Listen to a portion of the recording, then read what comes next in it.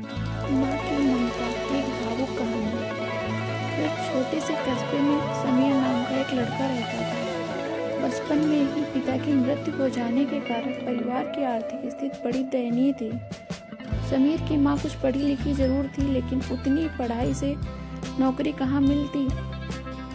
सो घर घर बर्तन मांज कर और सिलाई बुनाई करके किसी तरह अपने बच्चे को पढ़ा लिखा रही थी। समीर स्वभाव से थोड़ा शर्मीला था और अक्सर चुपचाप बैठा रहता था। एक दिन जब वो स्कूल से लौटा तो उसके हाथ में एक लिफाफा था। उसने माँ को लिफाफा पकड़ाते हुए कहा, माँ, मास्टर साहब ने तुम्हारे लिए ये चिट्ठी भेजी है, जरा देखो तो इसमें क्या लिखा है।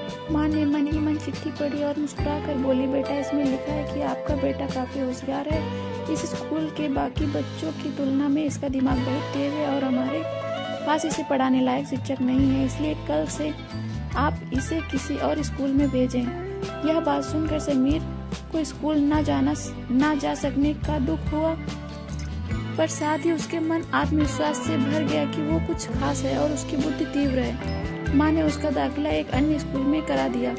समय बीतने लगा। समीर ने खूब मेहनत से पढ़ाई की।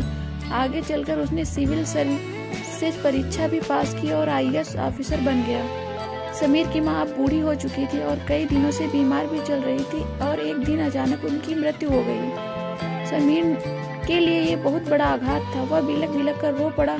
उसे समझ नहीं आ रहा था कि वह अपनी माँ के बिना कैसे जिएगा। रोते रोते ही उसने माँ की पुरानी अलमारी खोली और हाथ में उनकी माला, चश्मा और अन्य वस्तुएं लेकर चूमने लगा। उस अलमारी में समीर के पुराने खिलौने और बचपन के कपड़े तक संभाल कर रखे हुए थे। समीर एक एक कर सारी चीजें निकालने लगा। तभी उसकी नजर एक पुरानी चिट्ठी पर पड़ी। दरअसल ये वही चिट्ठी थी जो मास्टर साहब ने उसे 18 साल पहले दी थी।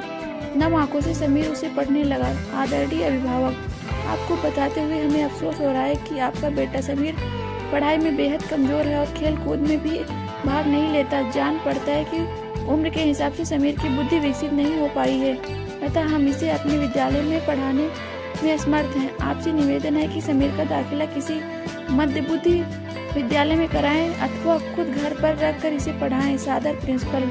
समीर जानता था कि भले अब उसकी माँ इस दुनिया में नहीं रही, पर वो जहाँ भी रहे उनकी ममता, उनका आशीर्वाद सदा उस पर बना रहेगा। दोस्त, माँ से बढ़कर त्याग और तपस्या की मूर्त भला और कौन हो सकता है। हम पढ़ लिख लें, बड़े होकर कुछ बन जाएं, इसके लिए वो चुपचाप जाने कितनी कुर्बानियाँ देती है। हमारी ज़रूरतों को पूरा करती है और हमारे शौक पूरा करती है। यहाँ तक कि संतान बुरा व्यवहार करे तो भी माँ उसका भला ही सोचती है। सचमुच माँ जैसा कोई नहीं हो सकता।